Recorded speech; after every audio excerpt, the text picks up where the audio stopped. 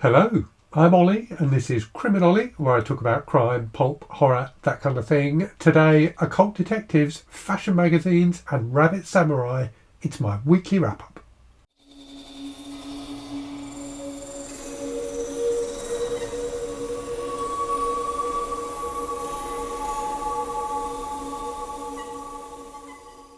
So we've got to the end of another Occult Detective October. I'm wearing my Occult Detective magazine t-shirt again for this video, but this will be going back in the drawer for a while after this, I suspect. So I've got a few Occult Detective books to talk to you about today, as well as some other things. And then, as usual, I'll tell you what's been on the channel and what's coming up on the channel in the week ahead.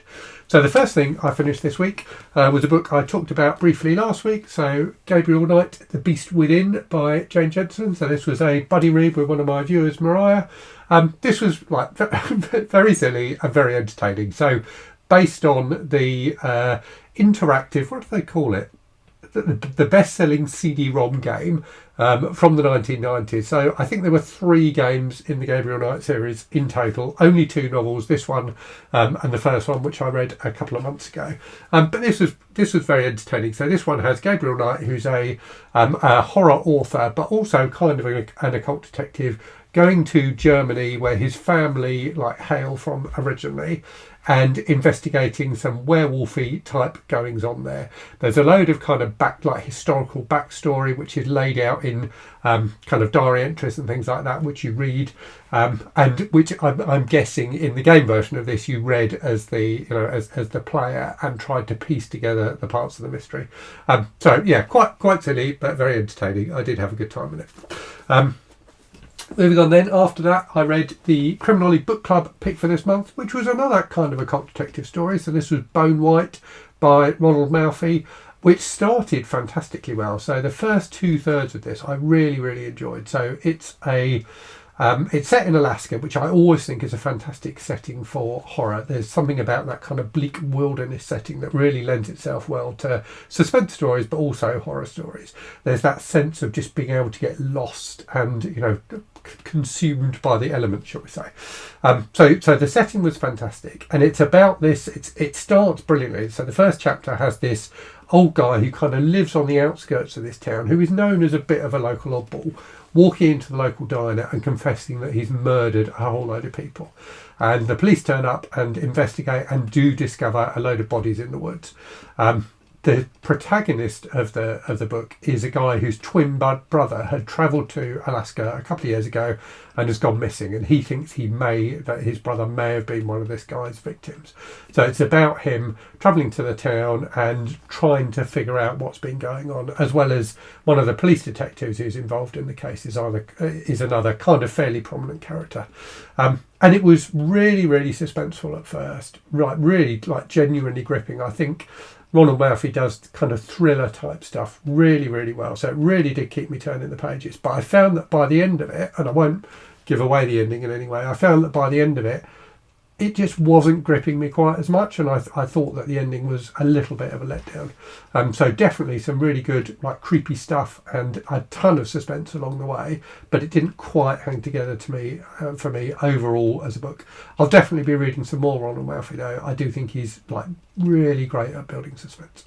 After that then, another buddy read. So this was the 3rd of the Flare trilogy of books from the Sweet Valley High series, which I buddy read with MJ from the channel Reading This Life. A really entertaining ending to this trilogy. So there's loads of threads that are left unresolved at the end of book 2, which all come together really nicely. So as I said in the previous videos, the trilogy is about the 2 Sweet Valley twins, Jessica and Elizabeth, working as interns on a fashion magazine. Jessica as a photographer's assistant who kind of ends up fulfilling her dream of becoming a model, and Elizabeth as a kind of sub-editor kind of a role.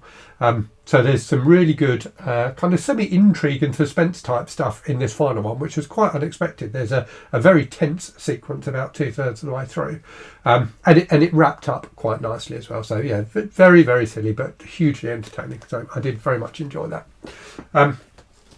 After that then, another kind of horror story. So this is a novella that bills itself as kind of psychological, like a psychological thriller.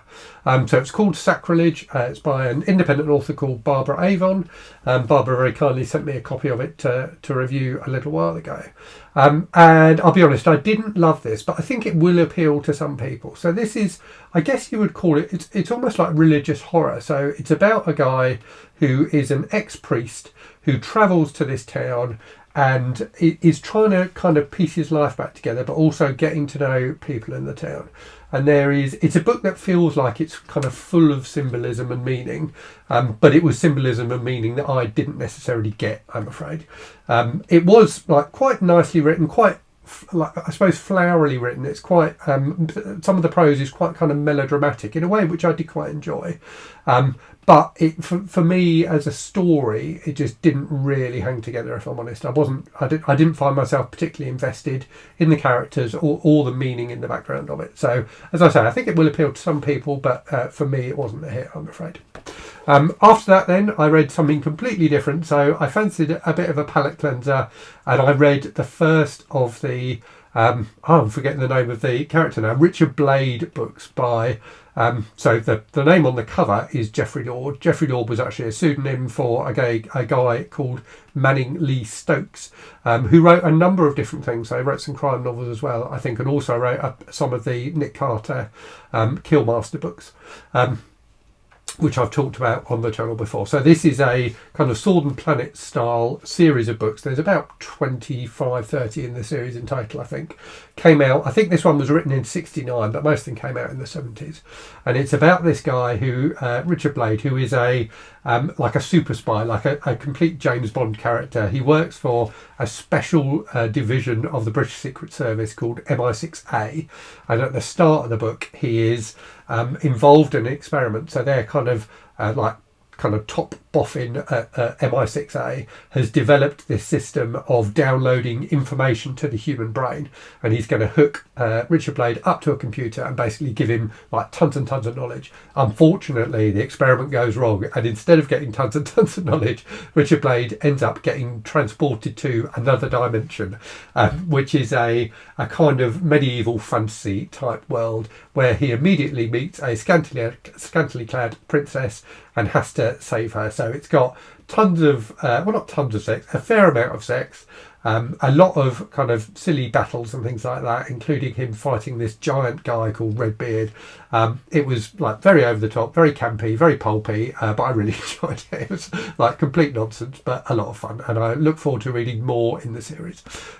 And then finally, for this month, appropriately enough, I finished up with Occult Detective magazine number 11, which was a huge amount of fun. I will confess to being slightly biased because I do have an article in here, so I've got a review and interview with the author Cooper S. Beckett, who wrote the Prudence Osgood books, which I've talked about on the channel before. This is fantastic. So Dave Brzeski and John Linwood Grant, the editors, do a fantastic job with this magazine every time of mixing together some interesting non-fiction stuff about the occult detective subgenre.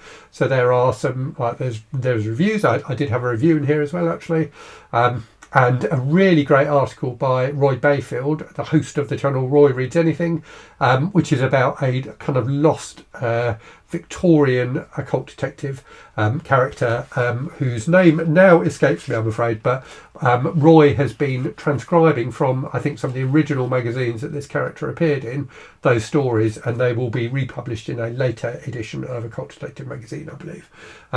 So all of that, and some fantastic stories as well. So some really good occult detective stories.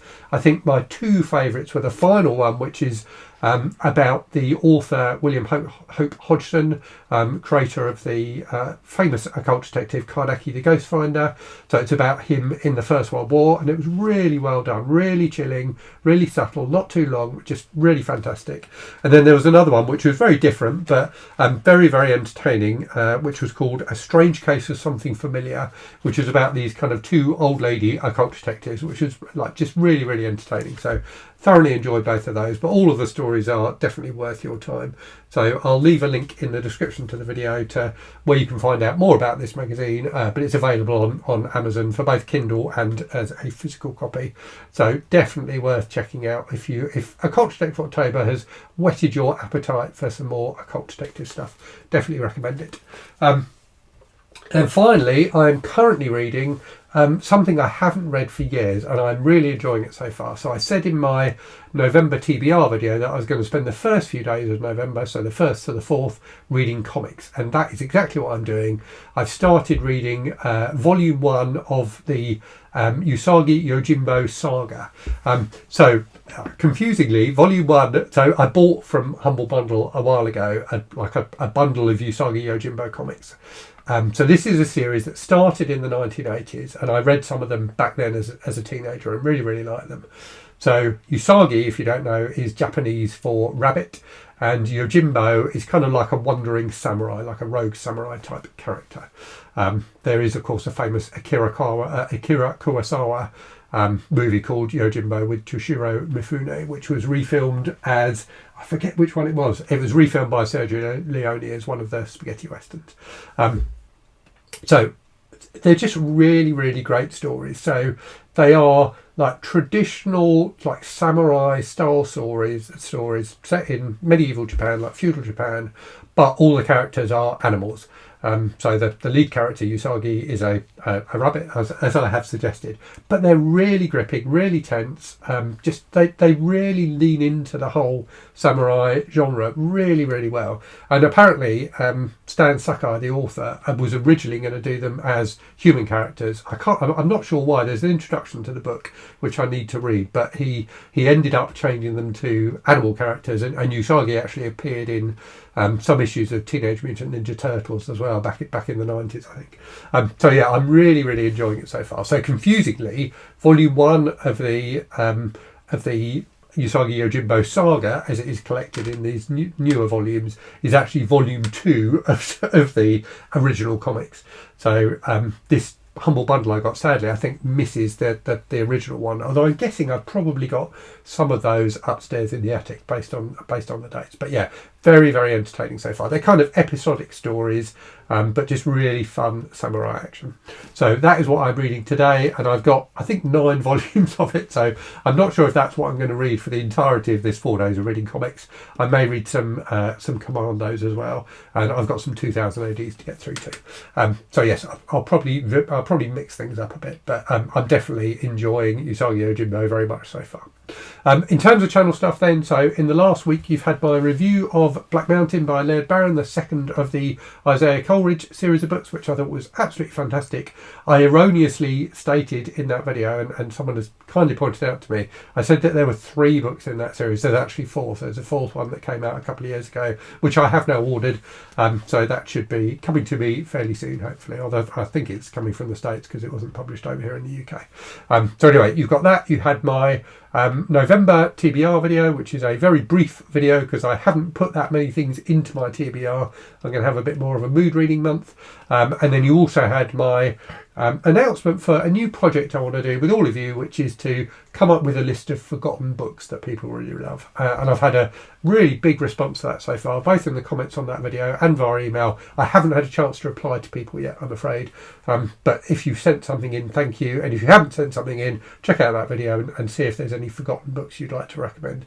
The idea is to build up a list of all of these books. I'll create a list on like a shelf on Goodreads for them. And it will just be there as a resource for people who fancy reading something that other people have enjoyed, which has kind of fallen by the wayside over the years. So that's the week just gone. In the week ahead, you'll get my October wrap up.